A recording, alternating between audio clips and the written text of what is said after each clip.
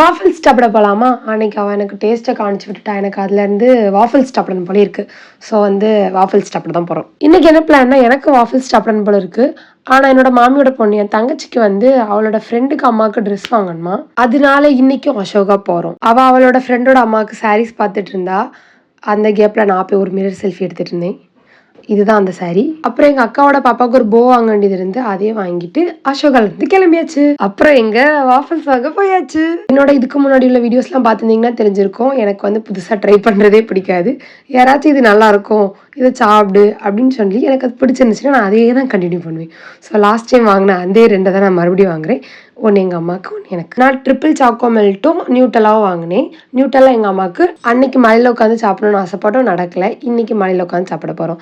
என் தங்கச்சி வேறு ஏதோ ஃப்ளேவர் வாங்கினா, அது என்ன ஃப்ளேவர்னு எனக்கு தெரில. ஸோ சாப்பிட வேண்டியதெல்லாம் வாங்கிட்டு மலையிலேருந்து ஒரு நல்ல வியூவில் உட்காந்து சாப்பிட்லாம் அப்படின்னு சொல்லிட்டு வேகமாக போயிட்டே இருந்தோம். நாங்கள் என்ன பண்ணிட்டோம்னா, சீக்கிரமே வந்தால் வெயில் அடிக்கும் அப்படின்னு சொல்லிட்டு 2:00 அப்புறம் தான் 3:00 நினைக்கிறேன், அப்போ தான் வீட்டிலேருந்தே கிளம்பணும். அப்புறம் அசோகாவுக்கு போயிட்டு இதெல்லாம் வாங்கிட்டு மோஸ்ட்லி ரொம்ப டைம் ஆயிட்டு, இருட்டுற மாதிரி ஆயிடுச்சு.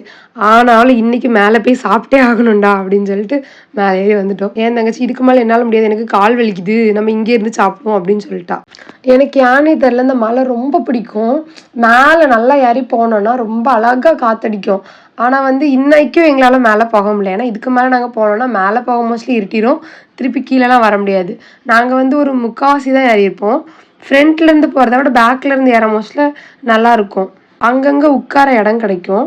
ஆனால் நம்ம ஃப்ரண்ட்லேருந்து போனோம்னா ஃபுல்லாக ஸ்டெப்ஸாக இருந்த மாதிரி இருக்கும். நாங்கள் இறங்கி வந்தோடனே நல்லா இருட்டாயிட்டு, டக்குனு ஏன் இப்படி இருட்டாச்சுன்னே தெரில. அப்புறம் அந்த வழி வேற கொஞ்சம் காடு மாதிரி இந்த மாதிரி தான் இருக்கும். ஸோ வாடா வேகமாக போவோம், எட்ரா புல்லட் அப்படின்னு சொல்லிட்டு வேகமாக கிளம்பிட்டோம்.